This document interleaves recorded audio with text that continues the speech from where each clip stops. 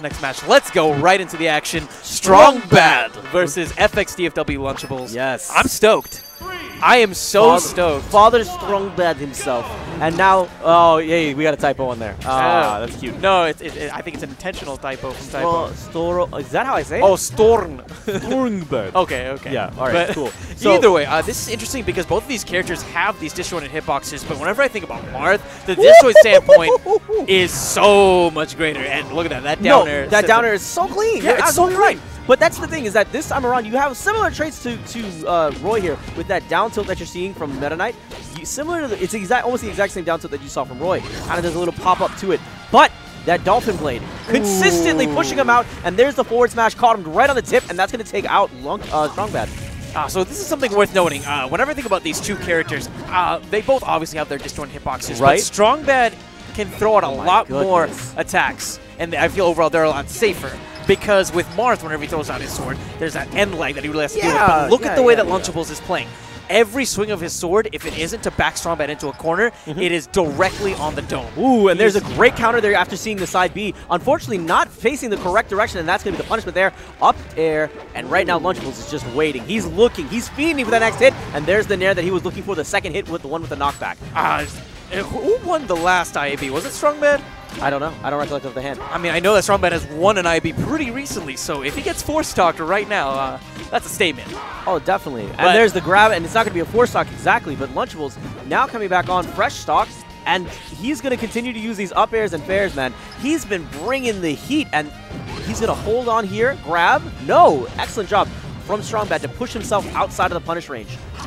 Oh my goodness, crispy movement. That finds himself in the array of a grab. Nice. I love the downer there because of how much coverage it had overall on the ledge. Yeah, you're absolutely right. And that down smash is really good, particularly after that down throw that Meta Knight has now had buffed in 3.6B. Yeah, well, let's see if maybe Strongback can utilize it to manage some sort of a comeback. Whiffing that down smash once again finds himself in the clutches of Lunchables. No, I would have preferred to have seen a forward smash punish there, but maybe I'm being a bit greedy here. I mean, there's a reason why we're behind the mic and they're behind the sticks, am I right? Let's see if he's going to go in there with that nair punish. There's the forward air, follows up with the nair. That's going to be the stock. 2 stocks down.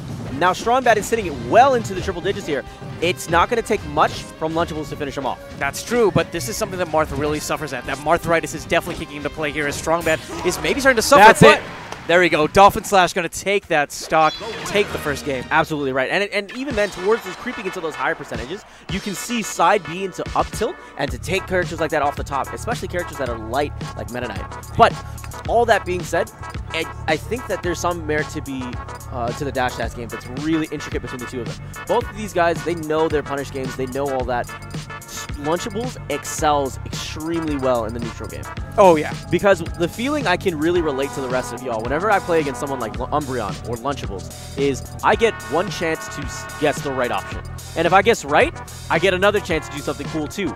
But if I guess wrong, the punishment game from both of these guys is so astronomical that I'm not going to see another stock. No, it's true. And I mean, Lunchables is someone who I think has such an intricate understanding of the neutral. Absolutely. Fun fact, I think it was Wonder that asked Lunchables to describe to him what dash dancing was. And it wasn't a sentence. It was an hour-and-a-half long conversation. Where he did not repeat himself. Where he did not repeat himself. So the way that this man even leverages certain concepts like dash dancing and the way that he can dash dance either aggressively, defensively, however it suits a certain situation is definitely something that we have to look out for. Well, we also have to look out for these character swaps. Lunchables, known for having multiple different pocket characters, has been playing a bit of Game & Watch tonight, particularly to troll Shokyo, but you know, for us, honestly, to play against the player. Shokyo doesn't like Game & Watch, and Lunchables happens to have one. And Shok honestly beats some of his mains, so he was saying, you know what, I'm going to play this smart. And we'll see what he brings to the table here. Game & Watch has that awesome down tilt, has that great up B for those bailout combos, but we haven't seen a ton of combos out of Strong Bad. It's a lot of situations where it's just resets into follow-up strings. I wonder how he's going to bring what he's going to bring to the table with Game & Watch. I'm definitely curious. And one thing worth noting is the fact that Lunchables, his go-to, that parachute was beautiful, but his go-to partner when it comes to doubles is Dakpo, and Dakpo is world-renowned as being one of the best, if not the best, Game & Watch on the planet in Project M. Agreed. Ooh, good job knowing that the charge forward smash was coming. And Strong Bad is kind of on the receiving end right now of this punish game. But those nairs, definitely something you have to watch out for. It's something that you touched on before. Yeah, excellent out-of-shield option, covers all angles, and it can be used even as a kill move, and that's going to be enough to take him. 22% is the only thing that is deferring between the two of them, but it's honestly not that much. Definitely a comeback that Strongbad can make, and he's starting to do so already. Where's the grab? There's the down throw that we've been talking about, and you can use those tech chase situations. Ooh, that down throw yet again, covering up the options to come back up a little bit higher. Fumigation, and the follows up. Ooh, and look at him using that fair, interrupting that forward smash. That up smash is going to take that stock from Strongbad. And now we're back into it. Lunchables is holding onto his lead. He's playing cautiously. Strongbad has, from behind, has to play really aggressive and try to open up Lunchables because that's the only thing he can do. He's indebted to do that. But now that's what even sets up Lunchables to wait, get that grab, and force that awesome punish game that I talked about. Strongbad right now at 85%. He died around this percentage as well, Meta Knight being a lighter character in this game. So he has to be incredibly cautious. That being said, Game & Watch is even lighter than Meta Knight, so I would not be surprised if either one of these characters meets their demise very shortly. And now we're seeing that drop down bear. There it is, the drop down dare that is so good generally with Game & Watch, getting punished for being misspaced there by Strongbad with that forward smash. And now he's going to continue to push back on now that he's back at these lower percentages. Ooh, wow. The disjoint on that dare, popping up Strongbad and trying to get him with the bacon into the chair. Down tilt is going to do it, and Strongbad might be on his last stock of this winner's bracket. You're absolutely right, but let's see how he's going to continue to move. He's been doing such a great job of stringing together up airs, stringing together multiple aerials. I've been really impressed with Strongbad these last two stocks. Excellent nair.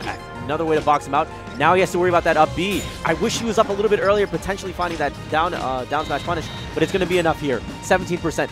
Only difference here. Let's see how this turns out. Definitely in the realm of possibility, but Strongbad whiffing a lot of these grabs. Has to be incredibly cautious. Gives Lunchables plenty of opportunities to punish. Nice, loving it. Waiting and reacting perfectly to that get-up attack. And look at this, he's actually starting to mount some sort of a comeback. You're absolutely right. They're both within striking distance. And honestly, if Strongbad can get the grab off that down tilt, or excuse me, get the grab off and down smash, down throw, sorry. He can go and combo into down smash and finish the stock early. Oh, there's the back throw. Holds positioning. Just waiting. He went deep there, chose to go low, and it would turn out to be the great punish. There's the down tilt that everyone fears. And it was interesting because the knockback on the shield from that up smash prevented the punish, but there's the down smash, and we're going to game 3. That's the down smash we were looking for, man. Comes out frame 4, super, super quick, and you can use that off of the down throw. Wonder was telling me some crazy shenanigans we can do with it. Shenanigans. I love it. Yes. Oh, man. So, a lot of really nice back and forth matches so far. I mean, the first match, a bit of a stomp, let's be honest, but that was a nail-biter to the finish. That second absolutely. A lot of fun. There, are we going back to the counters? Ooh, and he's busting out the Roy. I like it. I like it. One thing worth noting is even though Cephalon is having a little bit of trouble adjusting to some of the changes, Lunchables has not. His playstyle, I think, is really well suited to combat some of the changes that have happened in 3.6b. Absolutely, and that's the thing that separates the two between Cephalon and Lunchables is the way they play the character. They both have the same tool set, but what makes this game unique is, and fighting games unique is how everyone has the same tool set, how do you choose to use it? But that clip from Strongbad is going to send Lunchables out, and that takes the first stock. I'm really impressed. Strongbad has done a really good job of adapting to Lunchables during this set. After that first game, I thought this was just going to be a 2-0 and a handshake, but Strongbad clearly still in it to win it. 78% though. Nice, shielding right through that up smash attempt. Gets caught by the get-up attack. Let's see if there's a punish for Lunchables. Good job avoiding the full blade. However, catches by the last one. There's the down smash. It's not going to be enough to take it back since Strongbad has some fantastic VI there. That back air, though, is going to do it. Takes him off the top. That is the standard combo that you're going to be seeing. Down tilt, double jump, bear. Finish him off really easily with Roy. And especially whenever Strongbad starts getting to those triple digits. That's certainly something that we have to look out for. Oh, good forward smash. I think it was a down smash. You're probably right. Yeah, it's covered both angles. Fast and furious gameplay. Yeah, it is. It's insanely fast how fast both these players are going right now. Let's see. Oh, he whiffs on the grab. He wanted that probably to down throw and push him towards the edge, especially since he has him at these higher percentages. Strongbad doing a great job getting back onto the stage and managing to hold center stage now. Oh my goodness, knowing the tech roll in was coming. Lunchables fighting his way back on. Nice, he's shielding right through the nair. There's the bear. Not going to be quite enough. Strongbad with some immaculate DI. Still hanging in there. And look at him. That down, that's another great setup, especially when they're on those platforms. Yeah. The down air into the back air. really nice. It doesn't have the same pop-up as the down tilt, but especially because of the coverage that it granted Lunchables whenever Strongbad was on the platform, made it the superior option at that time. There's the back throw, holds to the ledge, and he's trying to use that nair that we talked about earlier. It's such a good move. It comes out very quick, and you can still do the jumps right after, in case you whip it. He's pushing his way back on, uses side B. That has a bit of recovery. Interesting trade, and now Lunchables is sent packing. That's going to be the stock. Yeah, and this is a really big change. I remember, I think it might have been Lucko I was talking to, was whenever he had to play 3.2 or 3.5 Cephalon, it was like Cephalon had 8 stocks because of how the recovery would work, because of the slight drift. But in this recent edition of Project M, there have been nerfs to Roy's recovery, particularly to the drift, in the sense that it's no longer there. So it's going to be a lot easier for Cephalon. For Strongbad, sorry, to finish off stocks from There's Lunchables the and down tilt into the double jump back air that we've been talking about so much, and that's the great kill confirm that Roy has, deferring from the from Marth, his counterpart. Pushing back on here, and Lunchables is dictating the pace, holding neutral, threatening and forcing Strongbad to the edge. Oh, wow. Great job grabbing. There's the nair. There's the follow-up. Holds the edge. He's too far. He's too far, and all of a sudden we are at a one-stock game. These next few decisions could decide who's going to advance in winners. I mean, Strongbad's done an excellent job of adapting, but can he clutch this out? Going against one of the prodigies of this game. Nice crouch cancel down tilt from Lunchables. Going for that down air. Ooh, F smash might have been a little bit hasty, and here comes the retort right back from Strongbad. Ow, wow, dash attack, back air, down tilt. Ooh. He's going to see if he's going to drop down here and hold it. This is where position is so difficult. Being above a swordsman, terrible, terrible feeling. And that's the back air to push Strongbad out. He does have a chance here to still live. Good job avoiding the forward smash. Down smash pushes him further out. Holds onto the ledge there. There's the nair, pushes him out of the downward angle, and that's going to be enough to take the game. That was all from one whiffed F smash at the end.